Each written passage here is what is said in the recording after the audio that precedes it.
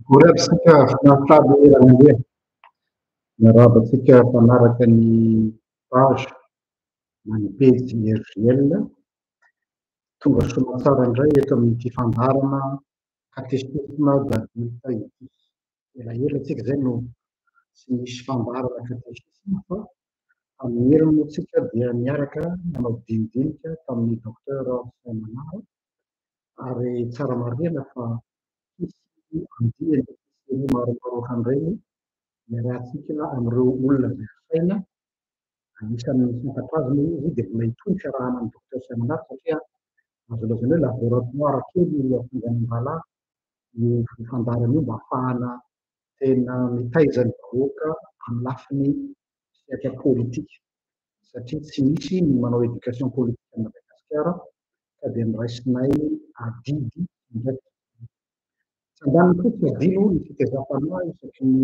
catéchisme d'adulte tahaka izao ka ny fampianarana androany mahakasika ny resaka fanabeazana satria tena fototra lehibe anankiray maha-firenena ny firenena ny fanabeazana ka rehefa miteny hoe fanabeazana tsy resaka sekoly ihany fa ny etika familiale izany hoe manao ahoana ny atmosphère familiale iainan'ny zanatsika moa ve ilay atmosphère sy environnement iainan'io zanatsika io azo lazaina hoe favorable ahafahan'ilay ankizy mivelatra amin'ny fianarana ohatra. Izany hoe na tsara tohina ny système fampianarana, programme fampianarana, ny fampianarana akademika nefa ilay zaza miaino amin'ny environnement atmosphère invivable izany koa tsy ny zaza ihany fa na ny ray aman-dreny izay atao hoe mitantana an'ireo zaza ireo amin'izany tsy afaka manana atmosphère tony tsara fa tratran'ny adi-tsaina lava tsy maintsy misy impact ka izay no antony iresahantsika an'ity androany ity. Ka androany isika dia resaka thème anankiray izany hoe manahirakirana ihany miezaka ihany nandika an'ilay lohateny tamin'ny teny malagasy fa tsy tafavoakako ilay izy fonana be dia be fa ny mahalaza azy dia ty de l'enfant roi à l'enfant Dieu. Izany hoe ny zaza zany tena zany hoe kenakenaina na zanaka natao tolom-panjaka amin'nyanina napetrakantsika tamin'ny toerana ambony sy tandrefy azy le enfant roi ary rehefa napetrakantsika teo amin'ny toerana ambony io izy enfant roi mieritreretintsika hoe izay no atsara azy vao maika na nahirana dia mivadika tsy hoe mivadika fa vao maika ny miakatra ny atao hoe ny exigence n'ilay zanaka dia lasa enfant Dieu izany hoe lasa izy ireo hoe mandomanatsika ka isika ray aman-dreny zay lasa miakohaka eo anolohan'ny izy. Donc zany izay le de l'enfant roi à l'enfant Dieu. Raha resaka hoe fanabeazana atsika tsy zavatra isika izao akory no tsy hoe mamaritra fa miresaka momba an'izany tsy afaka hiambo isika ho manana ny fanabeazana tsara indrindra. Hatramin'izay tsy mora mihitsy tsy fanabeazana ny ankizy ity. Io moa mahatonga ilay fitenenana terada hita. Izay natao ny ray aman-drenintsika atsika tamintsika mbola zaza ka nahitatsika ny Jakobo mihitsy ny ray aman-dreny dia namoaka teny azo lazaina hoe farateny sy SOS teny hoe dia mbola hanody anao izao ataonao anazy zao ka dia ho an'izay ray aman-dreny angamba no mahasafidy tsara an'izany zavatra izany. Ary tena fotsy any amin'ny leçon de morale hoe hafa ihany ny taloha fa ny taloha dia tsara tsika tsy idéaliser ny hoe le passé ary tsy voatery koa tsika idiaboliser ny ankehitriny sy ny hoavy. Tsy hany mihitsy ny tiana ho resahana. Tsy hoe tsaratsara avao koa ny taloha dia foana moa ny problemantsika ray aman-dreny rehefa te hanao karazana tsindry amin'ny zanatsika dia hoe hafa ihany tamin'ny andronay, tamin'ny andronay izao, tamin'ny andronay izao. Ohatran'ny sepulture zany le zaza hoe tena tsisy raisina mihitsy zany amin'izao andro izao fa tamin'ny androntsika no idéaly. Kanefa tamintsika mbola zaza koa telo ohatr'izany koa ny ray aman-dreny hafa mamono zay donc mipetraka aiza zany le idéal ka tsy amy fampitahana akory avy kanefa nazanatsy zany nazanatsy zany tsika ny dia page de réflexion chrétienne saingy pragmatisme zany hoe miteny-tany tsika tsy misavoana eny miabakabaka fa miaina amy zava-misy eto ambony tany ary réaliste io zany dia manana zao karazana hoe tsy hoe slogan fa devise no ilazako azy manana zao devise zao izahay hoe marina fa voalaza fa tsy misy zava-baovao ety ambany masoandro zay moa de voalaza eo ihany eo mitota ihany no avadibadika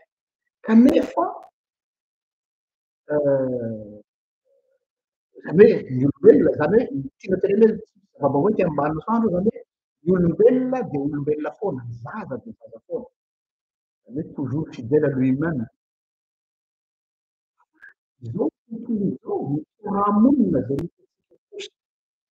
dia mievoluer isan'andro ary ny tena gravy ny zavatra remarqueko aloha fa tsy fantatrareo ray aman-dreny ao anahy dia tena miazakazaka loatra ny zava-misy am'izao fotoana zao zany hoe évolution zao tontolo zao zany amin'ny zava-misy ao fiarahamonina ny tena hitako hoe ao anatina 10 taona monja monde dikan'izay zany a misy choc eo am'le hoe raha olombelona de il est toujours comme il est fidèle à lui-même rehefa ety ambany masoandro fa saingy ny fiarahamonina izao tontolo zao ny zava-misy eto am'ty de tena mievoluer ary miazakazaka be amina grand be dia ny zavatra tsikazo zany de tsy maharitra an'ilay évolution ny fiarahamonina sy ny zava-misy maneran-tany ilay éducation omena amin'ny zanatsika zany hoe l'impression hitako zany de hoe miazakazaka tokoa iny dia ilay fiarahamonina lasa olombelona de io moa mahatonga le teny de saosy miteny hoe raha teren'ny olona andeha maily ray ianao de mandehana maily roa zany hoe raha tiatsika zany lasa teny hoe maharitra toetr'andro zany le izy te na maharitra toetr'andro na manamboamboatra tena non fa raha te hanaraka ny cadence ny rythme ny zava-misy nareo ihany mijery Facebook e azovazon'ny olona mpanao Facebook hoe mbola vao tsy miodina misasa-kare akory de efa misy vaovao milatsaka sady buzz ozy reny mitaratra ahitana hoe évoluer araka haingana isika nefany a sady tsy sady miretareta nous on ne se donne pas les moyens tsy hoe manaraka rythme fa mba à la page na au courant ny zava-misy io zany le izy le hoe fiovany zao tontolo zao ny fiovany zava-misy eto am'izao tontolo zao dia mety tsy hitatsika ao anaty fotoana akory izy fa miévoluer miadana nefana rehefa avy eo ny résultat ny farany a dia tsy takatry ny saina ary tsy azo-antsaina ny conjoncture am'izao koa ny zava-misy am'izao fotoana zao no jeriko azy manery atsika koa tsy maintsy mamerina mireconsidérer ny système d'éducation manoloana ny conflit de génération ohatra ny conflit de génération zany a satria misy écart misy elanelany be eo amintsika sy ny zanatsika tsy écart amina fotoana fotsiny fa écart amina système de pensée écart amina environnement dia misy fossé zany tena misy altsaka lehibe mampiry manelanelana atsika sy ireo ankizy ireo plus ny facteur maro samihafa zay miditra sehatra amin'ny fiainatsika zay vao mainka manasavy zavatra ka ohatra amin'ny tsy hoe ohatra fa mahate an'izany tsy miresaka hoe zo an'ny ankizy ity eo un problème surtout ho an'ny zay mananjany droit de l'enfant. Hatraiza ny mipetraka ny atao hoe droit de l'enfant na ny zo ny ankizy. Hoe zo ny ankizy fotsy reny zo ny ankizy fototra ny hoe filalàna, zo ny ankizy fototra ny mianatra. Fa am'le hoe droit, misy le hoe tena manana droit aveo resahantsika rehefa reo no manahirana antsika. Zany famelomana azy aloha efa manahirana. Fa mbola mampitrotraka an'ity hoe reto sy reto reto no tsy azo atao intsony ohatra hoe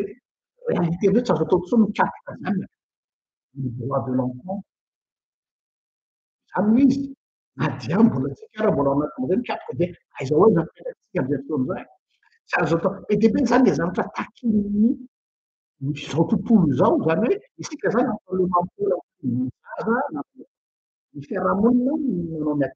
zao tontolo zao koa dikté aminao hoe atreto ihany ny farany ny fahefana ray aman-dreny zany hoe l'autorité parentale zany mienina satria le zaza mitaky,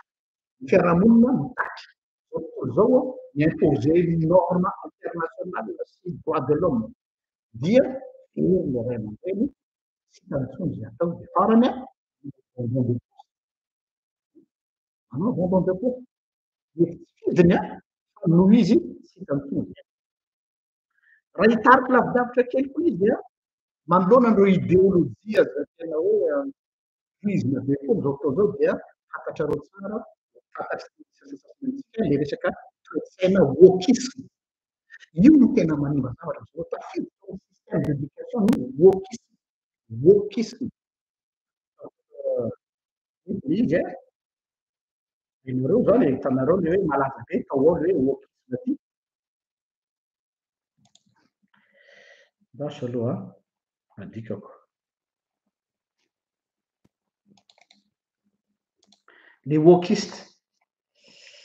io zany hitako fosotra ngeza be anankiray na hampitrotraka ny problème ny ray aman-dreny na aty ampitan-dranomasina na any Madagasikara. Satria le wokisme tsy vitany hoe fotom-pisainana fotsiny fa nampidirina mihitsy ao anatin'ny programa mpampianarana. Eo no maha-comble an'ity zavatra ty. Ary za eto mametra-panontaniana hoe iza no mi-confier ny programme d'enseignement eo nivon'ny ministère de l'éducation nationale malagasy. Tokony mba atao mangarahara ary mangataka eto mitodika amin'ny parlementaire. Ho anareo parlementaire mbola tsy mivarotra ny fanahinareo tamin'ny Ravola sy ianareo mba misy saina kely mbola mieritreritra ny zana-bahoaka mba mangataka zay mba hisy karazana fampiatsoana mihitsy ny ministre de l'éducation nationale, mba hisy session anankiray mba hametrahanay citoyen hoe mba ahoana ny passation de marché ve sa tsy haiko ny filazana zany hoe satria matsy misy olona mahazo an'io marché io tsy resaka marché hoe ao moa zany resaka hoe fourniture scolaire na fourniture de bureau reny sakafo iny ary efa bizina manokana ny zalahy reny mampanakarena ny sasatsasany ao ministère atao akory hoe fa zay le fiainana. Fa nanay de zao hoe manana droit de regard zay vahoaka hoe ny zanakay no ampianarina, ny zanakay no ampianarina mbola ho avy eo ny manaraka ny zanakay no ampianarina dia zoanay malagasy zany ny manontany hoe fa iza no programme fampianarana iza no noraisinareo ministère de l'éducation nationale. Io nefa tsisy miteny aminay fa efa midina hoe ty indray programme vaovao milatsaka avy any ministère de l'éducation nationale makany amin'ny privé ary makany amin'ny fanjakana. Ary mandeha raha nitsindry manao hoe zay tsy manaraka an'io de zao natao azy or hoe mialatsiny aminao tsy haiko madame la ministre sa monsieur le ministre de l'éducation nationale mba fahitako any le programme en éducation nationale fa ça tire vers le bas. Déjà nous le niveau de l'enseignement est très bas. Fa ny faharoa fanontaniana manitikitika de zao hoe iza no nomenareo an'io marché io. Tiako tenenina am'le iza de hoe fotom-pisainan'inona raisonnement idéologique inona no hitondranareo ny éducation nationale ao Madagasikara. Mamaky atsika mantsy de le hoe firy ny résultat, firy ny afaka BPC.